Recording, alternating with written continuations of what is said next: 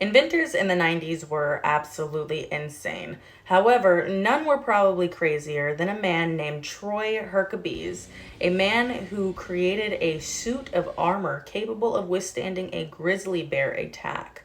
It could also withstand fire, blunt force trauma, you name it, this guy's armor pretty much did it.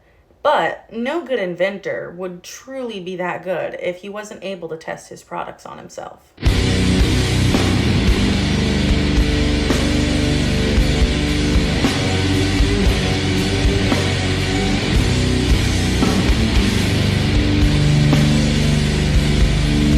Was a great time for electronics. You had your NES, Sony PlayStation, Nokia phones. I mean, MySpace was even popping up at this time. And while everybody else was kind of starting this internet era, Troy Hercules, a Canadian inventor, made it his life's mission to create a suit of power armor capable of withstanding a grizzly bear attack. However, in doing so, he actually created a suit of armor capable of going through fire, falling down multiple flights of stairs, taking blunt force trauma such as pickaxes straight to the face. I mean, it's crazy what this guy was able to accomplish. Are you guys rolling? Yeah. Okay.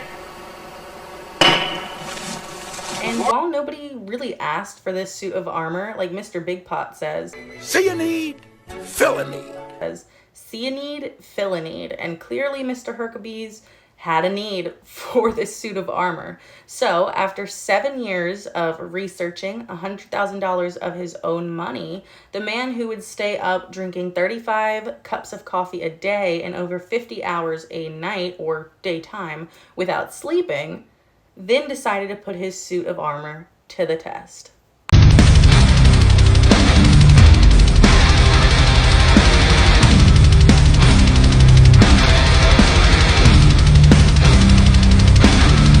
The only problem was that bears were really afraid of this suit of armor. So much so that if they saw them, they would go in the other direction because it was just unfamiliar to them. Because of this, Troy Hercules then decided that, okay, well, if the bears won't come, I'll do my own tests and test it that way. So he pretty much made himself into a life-size ragdoll. He would throw himself into flames, allow himself to be picked up and tossed across wherever he was. He would get hit in the face with pickaxes, swords, knives. I mean, you name it, this guy was doing like all the jackass stunts. And he was doing it with the trust that he had in his homemade armor.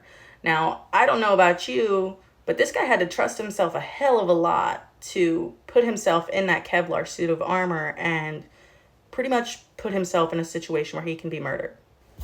Being the nerd in me, as soon as I saw this, I was like, oh my god, that's like Nuka-Cola Fallout 4 power armor kind of shit, like Paladin Dan's. But not everybody thinks on that same wavelength, which is why I originally decided to make this video, because I'm a massive Fallout fan. So this is super cool to me. Imagine this going through a fucking nuclear war, bro. All the little scavengers come up to you and you're just in this suit of power armor and you're like absorbing all the shocks. That's crazy.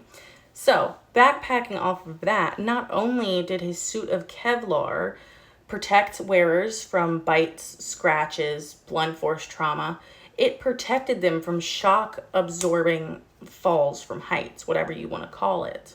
And you know, for a man honestly not working with the United States military or not having access to any of those means, him making this suit of power armor is pretty badass if you ask me. Now, there's not much known about Troy Hercules' later life. I do know that he made some other inventions. None were as notable as his suit of power armor. I don't think he ever really got to test it on a real grizzly either. But out of the result of his life's work, he developed a pretty badass suit of armor that will be remembered from generations to come.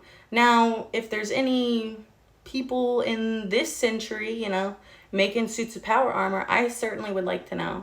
I know the only cool guy who's like actually making stuff, an inventor now, is that kid who's making gas out of plastic, which if you haven't checked him out, you need to check him out, especially if you like doomsday prep.